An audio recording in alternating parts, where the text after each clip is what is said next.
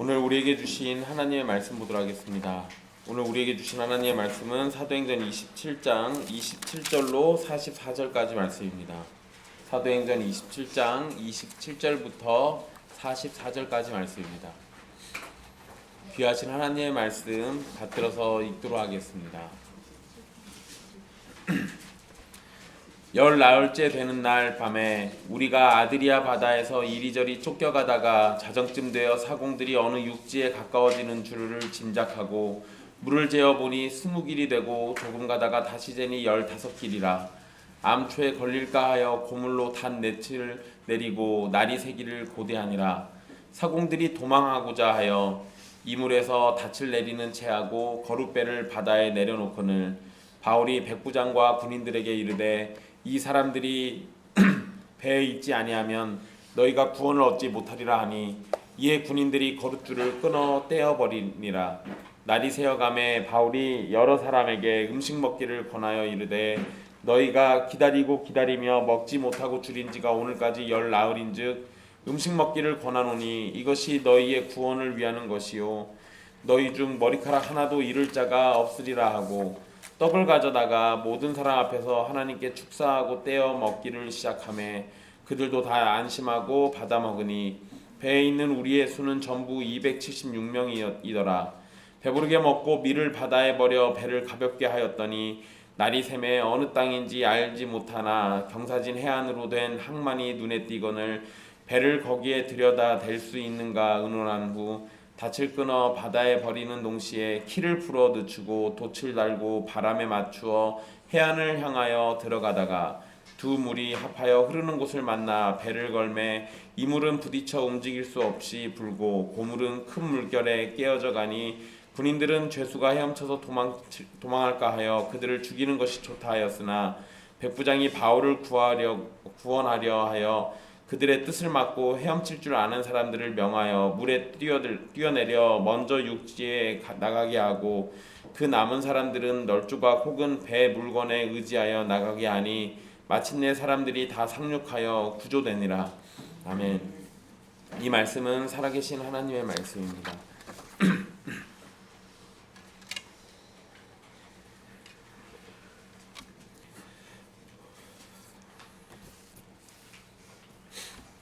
우리는 지난 시간에 바울이 로마로 압송되는 과정에서 배를 타고 가면서 이겨낼 수 없는 폭풍과 바다의 상황 속에 처한 것을 봤습니다. 선원들은 어떻게든 살아보려고 노력하지만 그들의 노력은 아무런 효과가 없었습니다. 하지만 하나님께서는 바울에게 구원의 약속을 주셨고 바울은 그 약속을 가지고 사람들을 위로하는 상황이 있었습니다. 오늘 말씀은 이제 그 상황의 뒷이야기로 어려움이 있었지만 결국 목숨을 건지게 되는 상황을 기록하고 있습니다. 27절에 열 나흘째 되는 날이라고 되어 있는데요. 이것은 태풍이 시작된 날로부터 14일이 지났다라는 것을 의미합니다. 나중에 여러분 33절에 보시면 오늘까지 열 나흘이다 라고 얘기하면서 밥을 못 먹은 게 14일이다 라는 얘기가 또 나오거든요. 그러니까 태풍이 시작됐을 때부터 사람들이 밥을 못 먹었어요. 그러니까 그걸로 계산해 보면 열 나흘째 되는 날도 태풍이 시작된 날로부터 지금 14일이 됐다라는 것을 우리가 알 수 있습니다. 강한 바람에 의해서 배는 계속 흘러가고 있었고 자정쯤 돼서 육지에 가까워지는 것을 선원들이 짐작하게 됩니다. 그리고 선원들이 물의 깊이를 재보니까 20길에서 15길로 줄어들었습니다. 20길은 약 36m고요. 15길은 27m 정도 됩니다. 그러니까 물이 점점 물 깊이가 점점 줄어든다는 얘기는 육지에 가까워진다라는 것을 얘기해 주는 거잖아요. 그러니까 이제 선원들이 어느 정도 육지에 점점 가까워지고 있다라는 것을 짐작했던 겁니다. 그런데 문제는 시간이 자정이었어요. 그래서 27절의 중간에 보시면 자정쯤 돼요 라고 되어 있잖아요. 그러니까 자정이다 보니까 육지가 제대로 보이지는 않았습니다. 지금처럼 도시가 밤낮으로 불빛을 밝히는 것도 아니고 또 여기가 사실 만약에 항구 도시였으면 그러면은 아마도 그 등대 같은 게 있었을 겁니다.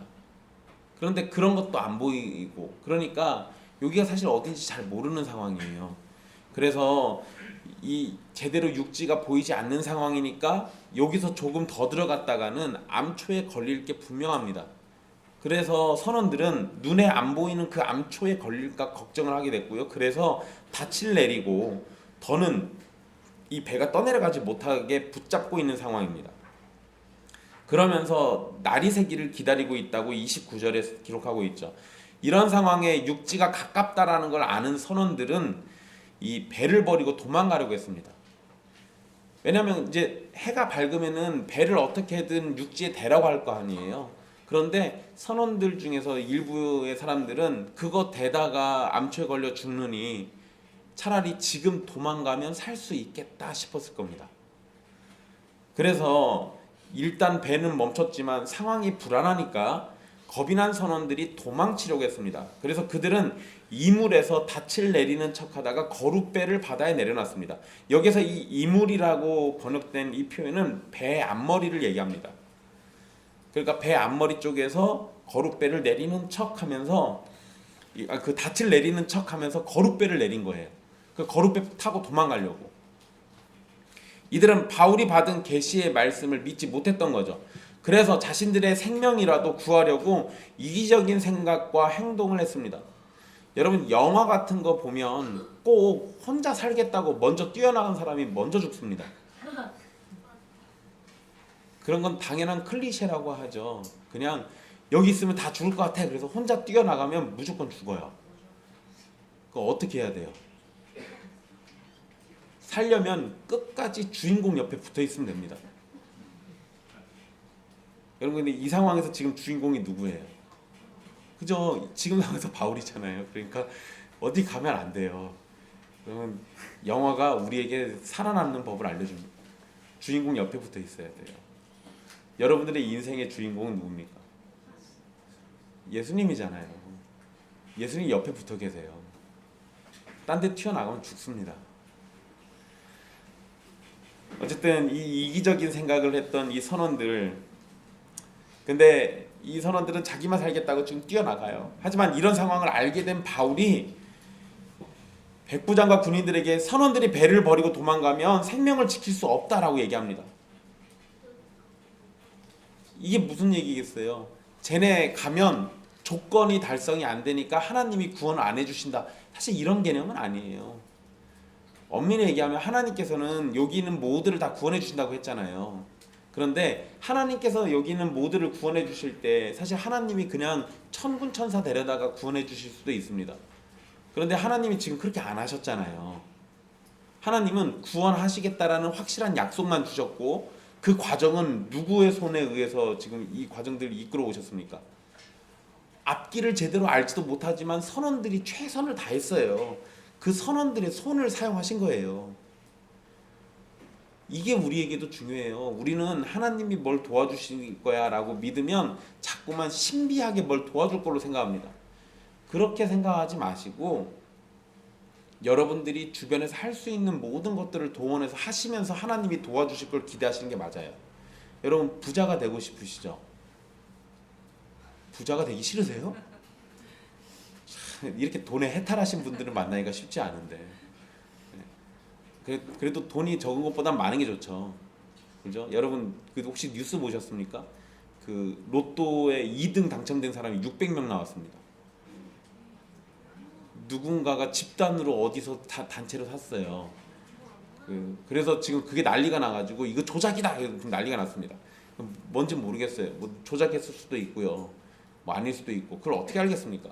근데 여러분 우리가 그런 기사를 보면은요, 또는 뭐 조상님이 꿈에 나타나가지고 번호를 알려줘서 로또를 그 번호로 똑같이 5장 사가지고 1등 된 사람도 있고 별 사람 다 있습니다. 근데 여러분 우리가 그런 걸 보면요 조용히 골방에 가서 기도합니다. 하나님 저도 왜 쟤만 됩니까? 저도 기왕이면 저도 한번 해주시죠. 그러면 여러분 하나님이 그 기도를 들어주시면 신비하게 우리가 찍은 그 번호가 당첨되게 만들어 주실 수도 있죠. 그런데 하나님은 일반적으로 그렇게 일하시지 않아요. 우리에게 돈이 필요하면 하나님은 뭘 하게 만드십니까? 일을 하게 만드시죠. 그렇게 해서 돈을 벌게 하시는 게 일반적인 방법이에요. 그러니까 부자가 되고 싶으시면 부자가 되게 해주세요 라고 하시고 그 다음에 뭐 하시면 됩니까? 부자가 될 때까지 일하시면 됩니다. 그게 하나님이 일하시는 방식이라고요. 우리는 자꾸만 이거를 외면해요. 무시하고. 그러지 마세요. 어쨌든 지금 이 선원들이 만약에 여기서 사라지면 배를 움직일 사람들이 없어져요. 그러면 하나님께서 구원하실 때 저들을 지금 사용하셨는데 그들이 사라져버리면, 그러면 하나님의 말씀이 어긋나게 되잖아요. 그러니까 바울 입장에서는, 그리고 사실 하나님의 말씀 안에 저 사람들도 다 구원에 포함되어 있었던 사람들인데 쟤네들만 도망가 버리면 쟤네들은 빠지는 거잖아요. 그러면 나중에 뭔 생각이 들겠습니까? 그 사람들은 우리의 생명은 우리가 지켰다라고 얘기할 거예요. 그러니까 그러면 안 돼요. 지금 이 사람들의 생명은 바울에게 약속해 주신 대로 하나님이 다 구원해 주셔야 돼요. 그러니까 어떻게든 이 사람들은 배에 남아 있어야 합니다. 그래서 군인들에게 얘기를 합니다. 그러자 첫 출발부터 바울이 했던 말과 행동은 백부장에게 충분히 신뢰를 줬을 겁니다. 처음에는 바울 얘기 안 들었어요. 지금 출발하면 안 된다 이런 얘기 들어도 백부장이 무시했었습니다. 그런데 그 이후에 한 행동들이나 말을 보면 이제 바울의 말을 신뢰할 만하거든요. 그래서 백부장은 바울의 말을 바로 받아들입니다. 그래서 군인들을 시켜가지고 도망가려고 하는 선원들을 제지하죠. 그런데 군인들은 거룻줄을 잘라가지고 거룻배를 바다에 떨어뜨려 버립니다. 거룻배는 곧장 떠내려갔을 거예요. 줄이 끊어졌으니까. 근데 여러분, 제가 지난주에 이 거룻배 어디에다 쓴다고 말씀드렸죠. 해변가에다가 배를 가까이 대면 거룻배 타고 왔다 갔다 하면서 육지로 와서 짐도 내려놓고 사람도 내려놓고 해야 돼요. 거룻배가 없으면. 그렇게를 못하니까 다 헤엄쳐 가야 돼요, 이제부터는. 근데 지금 군인들이 거룻배를 잘라버렸어요. 지금 상황이 어떻게 된 겁니까? 더 나쁜 상황이 돼버렸어요. 더 나쁜 상황이 됐습니다. 이제 거룻배는 육지에 도착했을 때 선원들과 승객들이 타고 이동해야 할 수단인데 그게 사라졌어요. 이렇게 되면 구원의 소망이 더 없어진 꼴이 돼요. 여러분들 중에 수영 하시지 못하는 분, 그런 분들은 지금 여기 탔으면 어떻게 돼요? 지금 형원이랑 지금 우리 의찬이는 지금 이제 여기에 탔으면 물에 빠져 죽는 거예요. 수영을 못하니까.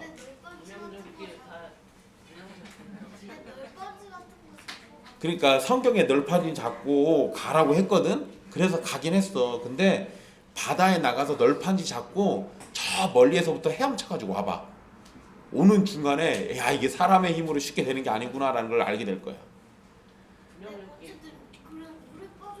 여러분, 그냥 냇가에서 뭐 붙잡고 헤엄치는 거랑 바닷가에서 헤엄치는 거랑은 달라요. 많이 달라요. 어쨌든 지금 이런 상황에 이제 더 나쁜 상황이 됐죠. 바울은 사실 거룻배를 버리라고 말한 적이 없어요. 그러잖아요. 바울이 거룻배 버리라고 얘기한 적이 없잖아요. 거룻배를 버린 건 군인들의 판단이었습니다. 그런데 바울의 말처럼 선원들이 도망치는 거는 일단 막았어요. 이제 상황적으로는 더 위험해졌습니다. 하지만 하나님께서 약속을 지켜주신다면 모든 사람들은 생명을 지키게 될 거예요. 여러분, 저는 이게 참 감사한 상황이에요. 사실 군인들이 미련한 짓 했지만 이 미련한 짓 때문에 뭐가 더 부각되겠습니까? 하나님의 구원하심이 더 부각되는 거예요. 거룻배가 남아있었으면 마지막 순간에 사람들은 거룻배 때문에 살았다는 소리 나올 겁니다. 근데 거룻배마저 없잖아요. 그러니까 이제 하나님의 구원하심이 더 눈에 띌 수밖에 없어요. 33절에 보시면 바울은 날이 밝기 직전에 사람들에게 음식을 먹으라고 권합니다. 바울은 사람들이 음식을 먹지 못한 날이 14일이나 됐다라고 이야기를 하는데요. 사람들은 기다리며 먹지 못하고 줄였습니다. 배가 무사해지기를 기다리면서 음식을 먹지 못했던 건데 사람들은 분명히 14일 정도를 안 먹었으니까 영양실조에 걸렸을 거예요. 비실비실했을 겁니다. 제정신이 아닐 수도 있어요. 지금 상황에서는. 이런 상황 가운데 바울은 음식을 3번이나 언급합니다. 그래서 33절, 34절에서 음식을 3번이나 언급하면서 사람들이 음식 먹기를 강력하게 권면하고 있어요. 바울은 사람들이 음식 먹는 일에 관심을 두고 있습니다. 재미나죠? 지금 다 뭔 생각하고 있어요? 어떻게 하면 안 죽고 육지에 도착할까 다들 이거 생각하고 있는데 바울만 뭔 생각하냐면 아니 이러다가 큰일 나니까 음식들 드시라고 자꾸 이 얘기만 해요. 모두가 두려움과 걱정으로 음식 따위는 생각도 안 하고 있는데 하나님으로부터 구원의 약속을 받은 믿음의 사도는 두려움보다 사람들이 건강을 잃게 될 걸 염려하고 있습니다. 그러니까 바울에게는 구원의 문제는 하나님이 약속하셨으니까 이제 걱정할 문제가 아니었던 거예요. 그냥 이제 바울에게는 우리가 구원은 받지만 어떤 상태로 구원받느냐가 중요한 거죠. 그러니까 이제 사람들이 자꾸 음식 먹으라고 얘기하는 거예요. 그리고 바울은 음식 먹기를 권하면서 이것이 너희의 구원을 위하는 것이요 라고 말합니다. 여기에 더해서 배 안에 있는 사람 중에 머리카락 하나도 잃을 사람이 없다고 말하면서 모두가 안전하게 구출될 것을 약속합니다. 물론 여러분 이걸 또 문자대로 이해하시면 큰일 나요. 사람들은 그냥 가만히 서 있어도 머리카락이 떨어져요. 근데 여기서 머리카락 하나도 잃지 않는다는 얘기는 뭔 소리겠습니까? 우리의 생명이 조금도 다치지 않을 거다라는 얘기를 하고 있는 거예요. 바울은 하나님의 약속을 믿고 있는 것이고 자신이 믿는 것을 따라서 사람들에게 위로와 안심을 주고 있는 겁니다. 하나님께 약속받은 우리는 세상에서 화평과 위로의 약속을 줄 수 있는 존재가 되는 겁니다. 이게 먼저 믿은 자들이 보이는 신앙의 모습, 삶의 모습이에요. 먼저 참되게 믿는 자는 믿지 않는 자나 아니면 어설프게 믿는 자들 아니면 미련하게 믿는 자들에게 이런 모습을 보여줘요. 어느 순간에 믿음의 모습이 확실히 드러나게 돼 있습니다. 이게 진짜예요. 바울은 음식 먹기를 권한 후에 떡을 가져다가 사람들 앞에서 하나님께 감사기도 한 후에 먼저 먹기 시작했습니다. 35절에 하나님께 축사하고 떼어 먹기를 시작했다 이렇게 돼 있죠. 그리고 사람들도 안심하고 함께 음식을 먹기 시작했습니다. 여기에서 바울이 보여준 모습이 약간 오늘 하는 성찬식하고 좀 비슷해요.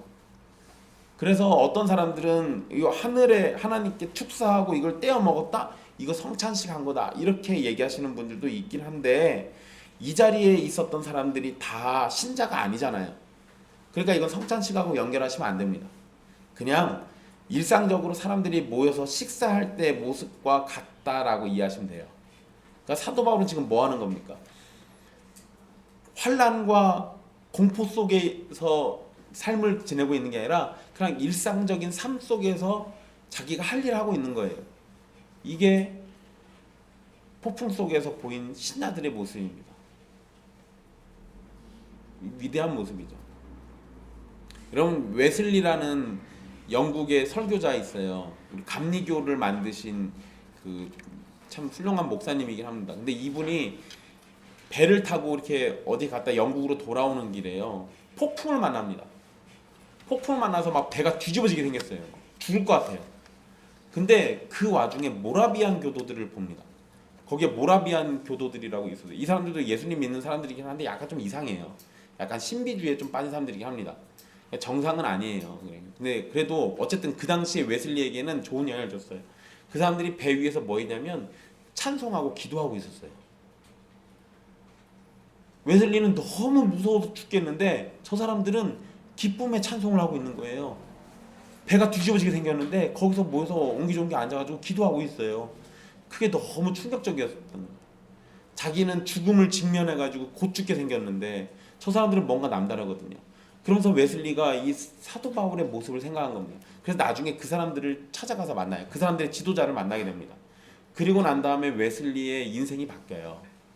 웨슬리가 오직 예수라는 목표의식을 그때 그들에게 배우게 되거든요. 어쨌든 이 예수님을 참되게 믿는 자들 또는 신앙이라는 걸 가진 사람들은 어떤 위기의 상황 속에서 남들과는 확연하게 다른 모습을 보입니다. 그게 정상이에요. 왜냐하면 하나님께서 성령 하나님이 자기 백성들과 함께 하시기 때문에 그게 가능한 거예요. 하나님께 속한 사람 바울 때문에 많은 사람이 지금 유익을 얻고 있습니다. 하나님께 속한 사람 바울로 인해서 많은 사람이 구원의 약속을 받았죠. 하나님께 속한 사람 바울로 인해서 두려움이 안심과 용기로 바뀌게 됩니다. 이렇듯 하나님의 사람은 세상에 선한 영향력을 발휘하는 겁니다. 이게 이렇게 극단적인 상황일 때도 그렇고요. 일상적인 상황에서도 하나님의 사람들은 세상 사람들에게 선한 영향을 줘야 돼요. 그래서 예수님이 우리 보고 무엇과 무엇이 되라고 얘기하셨어요. 그렇죠. 소금과 빛이 되라고 얘기하시잖아요. 너희는 세상의 소금이니 너희는 세상의 빛이니 라고 얘기하시잖아요. 그렇게 얘기하신 이유가 뭐겠어요? 우리는 세상에 선한 영향을 끼치는 존재들이에요. 그게 저와 여러분들이 맡은 이 땅의 사명이기도 합니다. 그러니까 교회에서 형제들에게 자매들에게만 선한 영향을 주는 게 아니라 세상 사람들에게도 선한 영향을 주는 여러분들이 되시기를 힘쓰십시오. 그게 우리에게 당연한 모습입니다. 37절에 보시면 이 배에 있는 사람들의 수가 276명이다라고 언급을 합니다. 지금 음식을 나누고 있는 상황이었으니까 배에 탄 사람이 몇 명인지 확인하는 것이 필요했을 거예요. 동시에 이 숫자는 이제 하나님의 약속대로 모두가 구출될 숫자입니다. 그러니까 그 숫자를 여기서 한번 확인하고 있는 거죠. 음식을 배부르게 먹고 난 후에 선원들은 배를 가볍게 하려고 밀을 바다에 버렸습니다. 여러분, 이 배가 원래 출발할 때 밀을 가득 싣고 출발했다고 제가 말씀드렸어요. 그래서 원래 이 겨울철에 밀을 운반하면 이 로마 군인들이 쓸 양식을 운반했기 때문에 훨씬 더 많은 돈을 번다고 얘기했습니다. 그런데 지금 이 상황에서 이 사람들이 밀을 버리고 있어요. 이거 뭐냐면 지금 이 밀 가지고 돈 버는 게 중요한 게 아니라 이것 때문에 죽게 생겼으니까 이거를 버려서 배를 최대한 가볍게 만들고, 최대한 가벼워야 육지에 최대한 가까이 갈 거 아니에요. 그래서 지금 밀 다 버리고 있는 겁니다. 근데 참 재밌죠. 이 밀 때문에 이 미련한 짓을 지금까지 했는데 결국에는 다 버릴 거였잖아요. 그러면 이것 때문에 돈 많이 벌 거 생각해서 무리하지 말고 처음부터 바울 말 들었으면 밀도 안 버리고 그냥 가지고 왔을 거 아니에요. 근데 지금 결국은 밀까지 다 버리는 상황이 된 겁니다. 어쨌든 이 상황에서 이들이 밀을 바다에 버리는 건 지금 상황이 매우 위험한 상황이었다는 걸 알려주는 겁니다. 선장은 배가 암초에 걸려서 침몰하는 것보다 운반하던 밀을 버려서 목숨을 구하는 게 더 낫다고 판단한 거예요. 이제 39절을 보시면 날이 밝았다라고 이제 표현되어 있거든요. 날이 샘에 이렇게 돼 있어요. 그런데 날이 밝긴 했는데 그래서 주변을 볼 수 있게는 됐는데 그곳이 어딘지 아직 파악하지 못하고 있었습니다. 그러니까 여기가 어딘지 잘 모르겠던 거예요. 그래서 경사진 해안으로 된 항만이 눈에 띄었어요. 여러분, 항만은 그냥 이건 쉽게 생각하시면 돼요. 바닷가가 이렇게 있으면 땅이 이렇게 움푹 들어가 있는 데가 있죠. 그런 데로 배를 집어넣으면 파도나 이런 게 덜 영향받을 거 아니에요. 그러니까 그 안으로 들어가는 게 안전하게 들어가는 길이니까 그 항만으로 지금 배를 대려고 한 거예요. 그런데 여기다가 이제 배를 댈 수 있는지 일단 살펴본 겁니다. 그리고 거기다 배를 댈 수 있는가 의논까지 했어요. 이제 굉장히 조심스럽게 가는 거죠. 왜냐하면 여기서 한번 잘못하면 이제 완전히 거기에 끼어가지고 못 나오는 상황이 되니까. 그러니까 조심조심 갈 수밖에 없었어요. 그래, 어쨌든 이제 그곳이면 안전하게 육지로 올라갈 수 있다라고 판단을 내리고 그렇게 이행하게 됩니다. 그래서 선원들은 재빠르게 배를 이동시키기 위해서 40절부터 보시면 세 가지 행동을 해요. 일단 먼저 닻을 끊어버립니다. 그래서 이 닻을 내려놔가지고 배가 고정돼 있었잖아요. 근데 닻을 끊어서 이 고정된 걸 풀고 그 다음에 키를 묶었던 밧줄을 풀어가지고 키를 물 속에다가 확 낮춰버립니다. 그리고 돛을 달아가지고 바람에 맞췄어요. 이 행동들은 배를 가볍게 만들고 바람과 키를 이용해서 방향을 잡으면서 해안으로 들어가려고 하는 방법입니다. 이제 선원들은 지금 상황에서도 끝까지 자신들이 할 노력을 다하고 있어요. 그런데 41절을 보세요. 41절의 기록 보시면 두 물이 합하여 흐르는 곳을 만나 배를 걸매 이 물은 부딪혀 움직일 수 없이 붓고 고물은 큰 물결에 깨어져 가니라고 되어 있습니다. 지금 어디로 간 거냐면 두 물이 이렇게 만나는 장소로 배가 들어가 버린 거예요. 물 두 개가 이렇게 부딪히는 그 자리로 들어가 가지고 얘가 꼼짝을 못 합니다. 여러분, 상식적으로 생각해 보세요. 물이 그냥 이렇게 흐르면 배가 그 위에 있으면 흘러가겠죠. 근데 물결이 이렇게도 치고 이렇게도 치는 그 한가운데 배가 있어요. 어디로 가겠습니까? 그냥 가만히 그죠? 여기도 저기도 못 가요. 이제 이 상황에서는 여기도 저기도 못 가요. 뒤로 가. 자칫 잘못하면은 물 소용돌이 같은 거 쳐버리면 거기에 딸려 들어가서 침몰합니다. 이제. 그러니까 지금 상황은 나름대로 최선을 다했는데 지금까지 만난 것 중에 가장 최악의 상황이 된 거예요. 자, 이제 이런 상황에 배가 떠밀려 가다가 진흙에 걸렸습니다. 그래서 거기 고물이라는 표현이 나오는데 고물은 배 뒷부분이에요. 그러니까 이걸 이해하시면 이물은 부딪혀 움직일 수 없이 붓고라고 돼 있죠. 이물이 어딘가에 지금 부딪혔습니다. 그런데 거기에 부딪혀가지고 꼼짝을 못하고 있어요. 이게 여러분 28장에 보시면요 1절에 바울과 일행들이 도착한 곳이 멜리데라고 지명이 언급됩니다. 그러니까 나중에서야 여기가 어딘지 알았던 거예요. 그전엔 몰랐던 겁니다. 지금. 근데 이 멜리데 해안은 지금도 진흙이 끈끈하게 형성되는 지역이라고 합니다. 그래서 배가 그대로 들어가면 그 진흙에 부딪혀서 걸려요. 그러니까 41절에 이물은 부딪혀 움직일 수 없이 붓고라는 말은 들어가다가 그 진흙에 걸려가지고 배 앞머리는 완전히 고정돼 버린 거예요. 이제 들러붙어가지고 꼼짝을 못해요. 그 상황에 양쪽에서 물이 몰아치고 있죠. 이 물결은 배 뒷부분을 때리고 있는 겁니다. 그러니까 머리는 앞에다가 틀어박혀 있어서 꼼짝 못하고 뒷부분은 계속 물을 막고 있으니까 배 뒷부분이 깨지기 시작해요. 이제 부서지기 시작하는 겁니다. 상황이 이렇게 되니까 군인들이 무슨 생각을 하냐. 42절에 군인들은 죄수가 헤엄쳐서 도망할까 하여 그들을 죽이는 것이 좋다고 라고 얘기합니다. 지금 상황에 배에 있는 사람들이 헤엄쳐서 육지까지 가야 하는 상황인데 276명이나 되는 사람이 있으니까 다 같이 헤엄쳐서 육지로 가는 상황이면 군인들이 죄수들을 제대로 살피기가 어려웠을 겁니다. 그러잖아요. 군인들은 또 뭐도 가지고 와야 돼요. 무기가 있어야 할 거 아니에요. 그 무기도 챙겨가지고 헤엄쳐 가야 돼요. 남들보다 더 불리한 상황인데 그 와중에 죄수들을 어떻게 챙겨요? 그 알아서 가라고 해야지. 그러면 죄수들이 먼저 육지에 도착하면 도망갈 수도 있잖아요. 그러니까 군인들 입장에서는 이거 얘네들 차라리 다 죽여버리는 게 나을 것 같은데 이 생각한 거예요. 그래서 제대로 관리를 못할 것 같으니까 도망치는 것보단 죽이는 게 낫다 생각한 겁니다. 하지만 그들의 지휘관인 백부장은 바울을 구원하려고 군인들의 생각을 막습니다.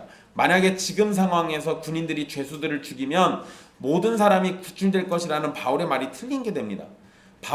이 백부장의 입장에서 바울이 지금까지 한 말이 오히려 도움이 되는 거였는데 그를 죽이는 게 더 나쁜 상황이 될 수도 있다고 생각한 거예요. 그러니까 바울은 어떻게든 구원해야겠거든요. 그러니까 나머지 죄수들도 다 못 죽이게 한 겁니다. 그래서 백부장이 어떻게 하냐면 헤엄칠 줄 아는 사람들에게 먼저 헤엄쳐서 가라고 하고 남은 사람들은 판자나 배 물건에 의지해서 육지로 가라고 명령합니다. 그리고 이제 44절의 마지막은 모든 사람이 다 상륙해서 구조되었다는 내용으로 마무리가 됩니다. 여러분 여기에서 모든 사람이 구조된 일을 하나님과 연결하는 표현은 안 나와요. 이거 마지막 부분 보면 하나님께서 그들을 구원해 주셨다 이런 말이 안 나옵니다. 되게 서운하게. 결정적으로 다 하나님이 하신 거니까 하나님 구원해 줬다고 하면 되잖아요. 근데 그런 말을 하나도 안 해요. 좀 많이 서운했습니다. 누가한테 가서 물어보셔야 돼요. 왜 이랬는지. 근데 여러 가지 상황 가운데 모든 사람이 구조된 건 하나님의 섭리가 분명합니다. 기록은 되지 않았지만 우리가 지금 상황상 하나님의 도우심이 없었다면 이게 어려웠을 거다라는 걸 알아요. 이제 저들이 기억할지는 몰라요. 이때 살아남았던 276명이 다 기억할지는 모르지만 확실한 건 하나님께서는 그들이 기억하든지 말든지 그게 중요한 게 아니라 바울에게 하신 약속은 지키셨다는 거예요. 이게 이제 중요한 거죠. 그리고 여러분 이 상황에서 이제 28장에도 넘어가면요. 바울이 멜리데에서 하는 행동들이 있어요. 그리고 바울 때문에 배를 다시 고쳐가지고 로마까지 오게 됩니다. 그런데 그 상황에서 배에 있었던 사람들이 믿었다 안 믿었다 이런 얘기는 또 안 나와요. 그런데 바울이 보인 모습 때문에 여기에는 기록되지 않았어도 예수님에 대해서 궁금해하거나 들었던 사람들이 없을 리가 없어요. 기록만 없는 것뿐이지 어쩌면 이때 이 상황 속에서도 하나님께서는 택한 백성들을 구원하고 계셨을 겁니다. 우리가 나중에 천국에 갔을 때 이때 276명 중에서 구원받은 하나님의 백성을 천국에서 만날 수도 있어요. 올라가시면 꼭 한번 확인해 보십시오.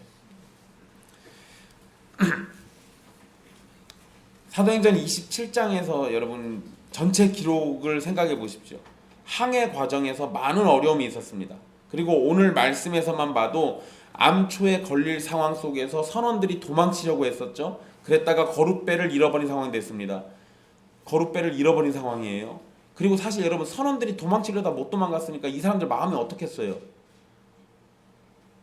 이 사람들 마음이 굉장히 괴로웠을 거예요.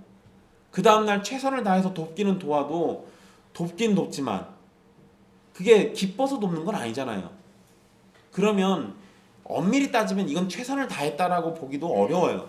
내가 기뻐서 하는 것과 내가 살기 위해서 막 온 힘을 다해서 하는 것과 어쩔 수 없이 하는 것과 이건 다르거든요. 어쨌든 상황이 지금 그래요. 거기다가 이 음식을 먹을 상황도 아니어서 제대로 음식도 먹지 못하고 있었죠. 로마까지 가지고 가야 했던 밀은 모두 바다에 버렸습니다.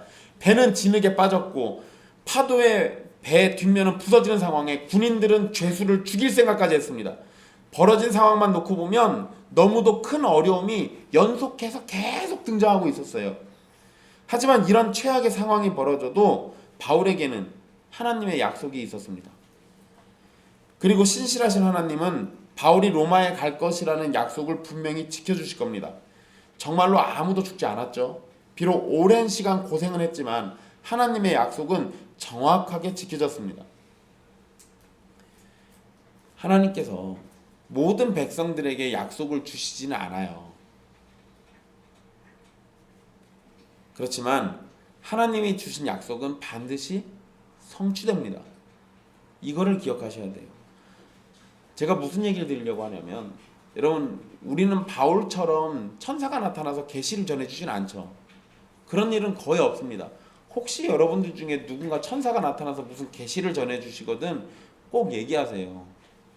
혼자만 알고 계시지 말고.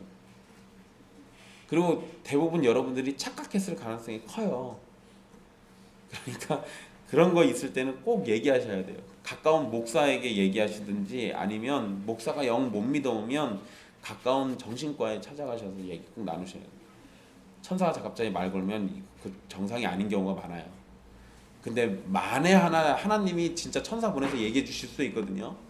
그러니까 그럴 때는 혹시 모르니까 저한테 꼭 얘기하시라고요. 어쨌든 우리가 바울처럼 어떤 계시를 우리가 직접 받는 걸 기대하는 건 약간 어렵습니다. 하지만 성경에 기록된 수많은 약속이 있고 그 약속은 신실하신 하나님께서 예수 그리스도 안에 있는 자기 백성들을 향해서 주신 겁니다. 그러니 여러분들은 약속을 못 받은 게 아니라 이미 넘치도록 받고 있어요. 예수 그리스도 안에 있는 하나님의 백성들은 이미 주신 언약을 기억하면서 신실하신 하나님을 신뢰하고 그분께서 은혜 베푸심을 의심하지 말아야 합니다. 여러분들은 이미 충분히 약속을 받고 있어요. 단지 그 약속이 여러분들의 삶에 어떻게 영향을 주는지 여러분들이 민감하게 반응을 안 하고 있는 것뿐이지 우리는 그 약속에 따라 여러 모양으로 보호도 받고 사랑도 받고 돌봄도 받고 있는 겁니다. 그러니까 여러분들이 어느 순간 하나님의 도우심을 느끼게 된다면 하나님의 약속이 예수 그리스도 안에서 나에게 성취되고 있구나라고 인정하시면 되는 거예요. 언약과 관련된 수많은 말씀들이 있는데 그 중에서 하나만 살펴볼게요. 신명기 7장 9절입니다. 신명기 7장 9절인데요. 한번 찾아보세요. 같이 읽어봅시다.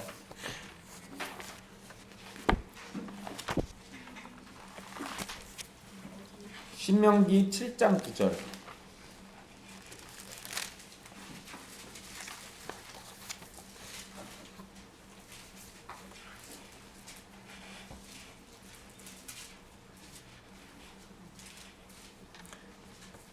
같이 읽어볼까요?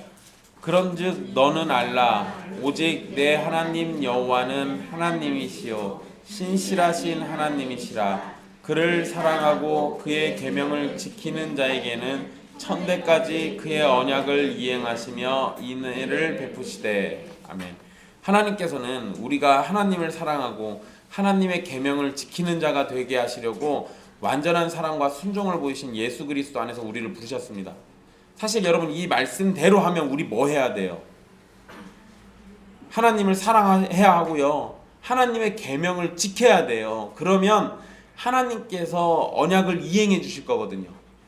하나님의 언약을 이행해 주시는 조건이 있어요. 그를 사랑하고 그의 계명을 지키는 거. 근데 여러분, 이후에 이스라엘 백성이 이 말씀대로 합니까? 못해요. 그럼 우리는 했습니까? 못해요. 우리도 안 되고 이스라엘도 안 되고 그 위대한 왕들도 안 되고 하나님께 은혜 입었던 수많은 사람들도 이거 제대로 못했어요. 그래서 하나님이 누구를 보내주신 거예요? 그래서 예수님 보내주신 거예요. 우리가 해도 안 되니까 대신 누가 하라고? 예수님이 직접 대신 해달라고. 그래서 완전한 사랑과 순종을 보이신 예수 그리스도 안에서 우리를 다시 부르시고, 그리스도 안에 있는 성도는 성령님의 인도하심을 따라서 하나님을 사랑하고 하나님의 계명을 지키는 자가 되는 겁니다. 1차적으로는 예수님이 다 하셨어요. 그리고 나서 예수님이 하신 그거를 우리 것이 되게 해주셨습니다. 근데 거기서 끝나지 않아요. 완전한 사랑과 순종이 우리께 되게 해주시고 난 다음에, 그리고 난 다음에 성령 하나님을 통해서 우리가 또 계속 그걸 할 수 있도록 만들어 주신다고요. 그걸 위해서 우리를 예수 그리스도 안에서 불러주셨어요. 그걸 위해서. 그러니까 여러분들이 예수님을 믿는다고 하면 여러분들은 1차적으로 뭐를 받습니까? 예수 그리스도가 하신 공로를 받아요. 그리고 그 다음에 받는 게 뭐예요? 성령 하나님의 인도하심을 받습니다. 그 인도하심으로 뭐 하라고요? 예수님이 이루신 그거 계속해서 우리 보고 하라고. 하나님을 완전히 사랑하고 완전한 순종으로 주님 앞에 나가라고. 그거를 우리에게 해주시는 거예요. 그래서 하나님께서는 모든 언약을 이행하시며 인애를 베풀어 주시는 겁니다. 누구 때문에? 예수 그리스도 때문에. 또 우리가 누구 안에서 계속 그걸 하니까, 성령 하나님 안에서 우리가 그걸 계속 하니까 하나님이 우리에게 인애를 베풀어 주시고 모든 언약들을 다 이행해 주신다고요. 우리에게 요구되는 건 하나님의 약속을 향한 믿음과 인내가 필요합니다. 절실히 필요한 거예요. 믿음이 없으면 예수님을 의지하지 않겠죠. 인내가 없으면 우리가 사랑과 순종으로 자라나는 것을 기다리지 못해요.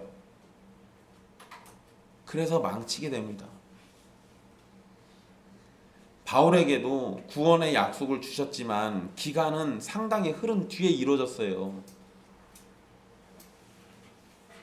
로마에 갈 거다라고 약속해 주셔놓고도 그 뒤에 여러 가지 사건 사고들이 있어가지고 마치 로마 못 갈 것 같은 상황들 만들어 주시잖아요.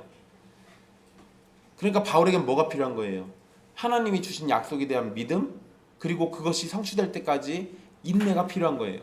우리도 하나님을 향한 계속된 믿음, 그리고 그것이 성취될 그 때를 기다리는 인내가 계속 필요하다고요. 불신자들은 바울이 전했던 구원의 약속을 잊어버리고 어떻게든 살아보려고 머리를 굴리지만 바울과 형제들은 하나님의 약속을 기다렸습니다. 인내와 연단이 성도에게 필연적이라는 사실을 인정하고 믿음을 따라서 하나님의 약속을 기다리는 것이 우리에게 요구되는 겁니다. 하나님께서는 아담에게 하신 구원의 약속을 수천 년이라는 시간이 흘러서 예수 그리스도를 통해 지키셨어요. 그 과정에서 여러 굴곡과 어려움과 사건 사고가 있었습니다. 그렇지만 하나님께서는 자신의 약속을 지키시기 위해서 최선을 다했어요. 여러분, 제가 아담 때로부터 지금 수천 년이 흘렀다고 그랬죠. 제가 수천 년이라고 얘기하는 거는 그냥 성경에 있는 연대만 더했을 때 수천 년이에요.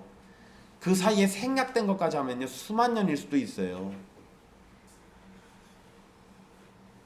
수천 년이든 수만 년이든 아담이 약속받은 때로부터 도무지 셀 수 없이 오랜 시간이 흘렀는데, 그 시간이 흐르고 난 다음에서야 하나님은 예수 그리스도라는 아담에게 하신 약속을 성취하셨다고요. 그럼 성도들에게는 뭐가 필요한 거예요? 그 약속에 대한 믿음과 수천 년이든 수만 년이든 흘러서라도 주님이 지키실 거라는 인내가 필요하다고요. 그게 지금 여러분들에게도 동일하게 요구되는 거예요. 확실한 건 하나님은 약속을 주셨고, 그리고 하나님은 그 약속을 지키신다는 겁니다. 마찬가지로 예수 그리스도 안에서 생명으로 부르신 백성들을 향한 언약은 하나님의 영광을 위해서 하나님 스스로가 지키실 겁니다. 우리는 하나님의 약속을 신뢰하면서 동시에 우리에게 있어야 할 순종과 경건의 모습을 보이면서 인내하면 돼요. 주님의 약속을 믿는다면 주님이 주신 약속이 우리의 삶에서 드러나는 것을 순종과 인내로 기다리시면 됩니다. 주께서 주신 약속은 결코 땅에 떨어지지 않아요. 우리 눈에 더디 보이고 이루어지지 않는 것처럼 보인다고 하더라도 그것은 사람의 짧은 시각일 뿐이지 하나님의 선하신 뜻과 계획은 결코 사라지지 않습니다. 주님의 약속이 바울에게 있어서 바울은 선원이나 군인과는 전혀 다른 모습을 보여주고 있죠. 선원들은 거룻배를 타고 도망갈 생각했습니다. 군인들은 죄수들을 죽일 생각을 했어요. 배에 있는 사람들 상당수가 자신들의 입장에서 자신들에게 유리한 것만 생각했습니다. 그런데 바울은 그들과 달랐습니다. 하나님의 백성다운 모습으로 배에 있는 모든 사람들을 걱정하고 그들을 격려하면서 하나님의 약속을 의지했습니다. 세상 사람들은 대부분이 자기 자신을 위해 발버둥칩니다. 그러나 성도는 그런 세상의 자녀들과는 다른 모습을 보여요. 성도는 하나님을 위해 발버둥치며 살고 하나님의 사랑을 실천하기 위해서 발버둥치며 삽니다. 일반적인 상황뿐만 아니라 극한 상황에서도 성도와 불신자는 확연히 다른 모습과 태도를 보이는 것이 지극히 당연한 겁니다.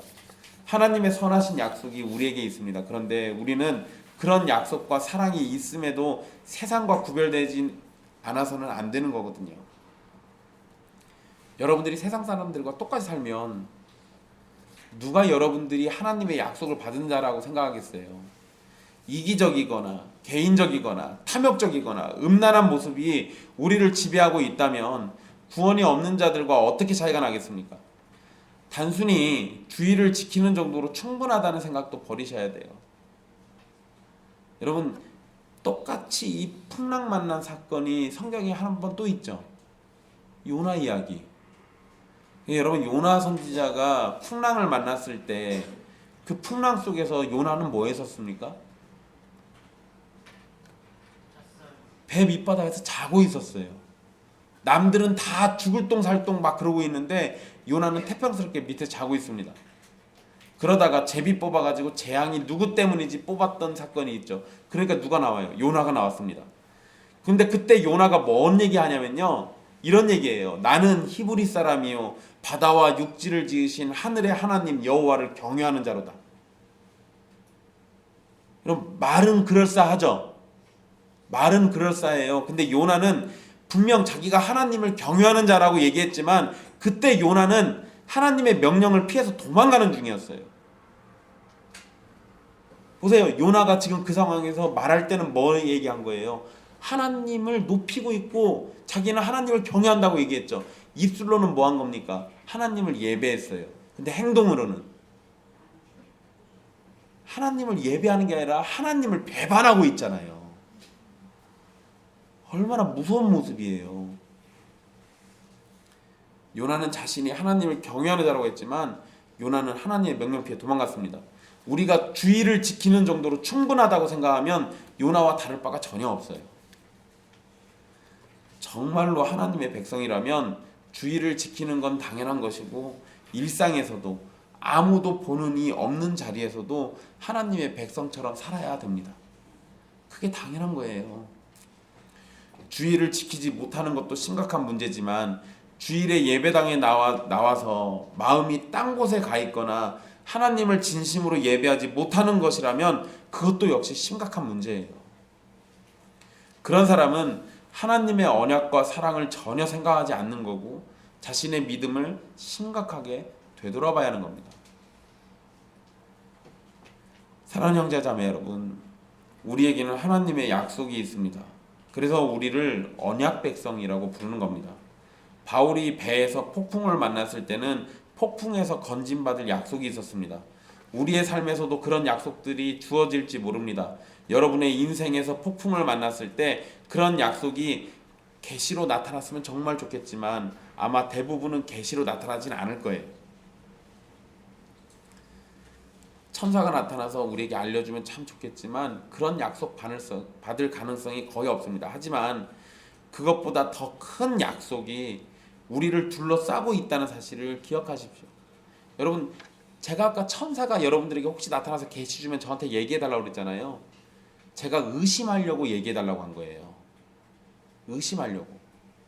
여러분들하고 같이 그 약속 믿고 뭐 하려고 그러는 게 아니라 여러분들이 과연 천사한테 받았는가 의심해 보려고. 왜 그러냐면요, 여러분들이 혼자 받은 계시는 확인할 길이 없잖아요. 그죠? 근데 여러분들이 혼자 받은 거 말고 하나님이 도무지 변명하지 못하도록 문자로 써놓은 약속들 읽어드릴게요. 스바냐 3장 17절에 하나님이 이렇게 얘기하셨습니다. 너의 하나님 여호와가 너희 가운데 계시니 그는 구원을 베푸실 전능자이시라. 그가 너로 말미암아 기쁨을 이기지 못하시며 너를 잠잠히 사랑하시며 너로 말미암아 즐거이 부르며 기뻐하시리라 하리라. 여러분, 주님이 우리를 구원하신다는 약속이 분명히 성경에 적혀 있습니다. 굳이 이제 천사한테 약속 받을 필요가 없어요. 하나님은 여러분들을 어떤 상황에서든 구원해 주실 거예요. 예레미야 31장 1절에서는 이렇게 말씀하십니다. 여호와의 말씀이니라. 그때 내가 이스라엘 모든 종족의 하나님이 되고 그들은 내 백성이 되리라. 하나님께서 우리를 구원해 주실 거고 하나님은 우리의 하나님이 되고 우리는 하나님의 백성이 될 겁니다. 이게 성경 전체를 관통하고 있는 약속이에요. 하나님이 우리의 하나님이시면 우리는 가장 든든한 뒷배가 있는 거예요. 아무것도 나를 어떻게 하지 못한다고요. 금수저, 다이아몬드 수저 아무짝에도 쓸모가 없어요. 하나님이 내 하나님이시면 이거 하나님 수저잖아요. 뭐가 더 필요해요? 내가 하나님의 백성이면 하나님이 나를 아신다고요. 여기에 뭐가 더 필요한 겁니까? 이것보다 더 큰 약속이 어디 있어요? 성경 전체가 이런 약속들로 우리를 둘러싸고 있습니다. 그러니 여러분들은 굳이 천사한테 다른 약속을 받으실 이유가 전혀 없어요. 이 약속들 예수 그리스도 안에 있는 저와 여러분에게 주어졌습니다. 그러니 주님의 약속을 신뢰하며 하나님의 백성다운 삶과 믿음을 살아가기를 힘쓰십시오. 주님께서 이 약속을 반드시 지키실 겁니다. 기도하겠습니다.